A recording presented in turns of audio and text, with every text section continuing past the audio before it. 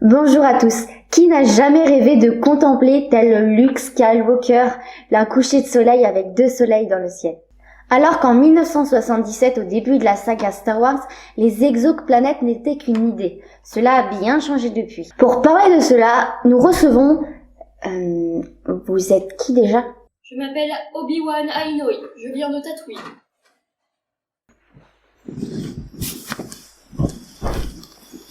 Ah oui, un Jedi, c'est ça? Maître Jedi, je vous prie. Bien sûr, oui, bien sûr.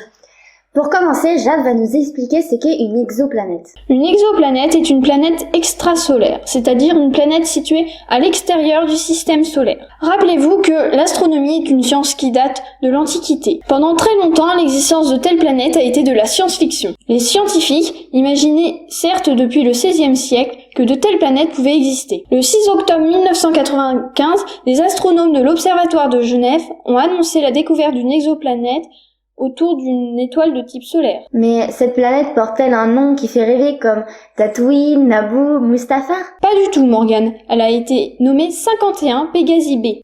C'est nul comme nom. Je préfère encore Tatooine. N'exagérez pas, ce n'est pas très poétique, mais il y a sûrement une raison. Jade, comment sont donnés les noms des exoplanètes? Prenons un exemple. La NASA a confirmé avoir découvert une planète potentiellement habitable et nommée Kepler 22b. Le système est assez simple à vrai dire. Kepler est le nom du télescope qui a permis de découvrir cette planète. 22 signifie que c'est la 22e étoile découverte grâce à ce télescope, et B signifie que c'est la première planète qui a été découverte autour de cette étoile. Chouette comme nom, B. Je vais retourner chez moi si ça continue, hein. Oui.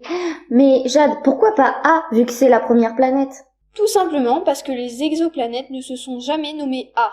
C'est un peu comme si A était réservé à l'étoile. Un autre exemple, la 11e étoile découverte par Kepler, nommée donc Kepler 11. Autour d'elle gravitent 6 exoplanètes, nommées de Kepler 11b à Kepler 11g. Eh ben, on n'a pas beaucoup d'imagination sur votre planète. Regardez chez moi. Naboo, Tatooine, Mustafar, Kamino. C'est quand même autre chose. Sur ma planète, on peut observer un coucher de soleil avec 2 étoiles. Ça vous embouche un coin, hein? Oui, bon. D'ailleurs, Jade, est-ce que Tatooine pourrait exister? Eh bien oui, Morgane, il existe beaucoup de systèmes constitués de des étoiles. On les appelle les étoiles doubles. En août 2014, la planète Kepler 453b a été découverte dans la constellation de la Lyre à 1400 années-lumière de nous. Elle gravite dans la zone habitable d'un couple formé d'un soleil et d'une naine rouge. On ne sait pas vraiment à quoi elle ressemble, mais il serait possible d'y observer un coucher de soleil comme sur Tatooine. Je vous l'avais dit. Est-il possible de trouver des traces d'autres planètes de la saga? Tout à fait, Morgane. Kepler 452b, dans la constellation du Cygne, a de bonnes chances d'être rocheuse et de ressembler à Naboo. Gliese 581e, dans la constellation de la Balance, à seulement 20 années-lumière de la Terre, est une bonne candidate pour Mustafar. Vous savez, la planète volcanique qui ressemble à un enfer?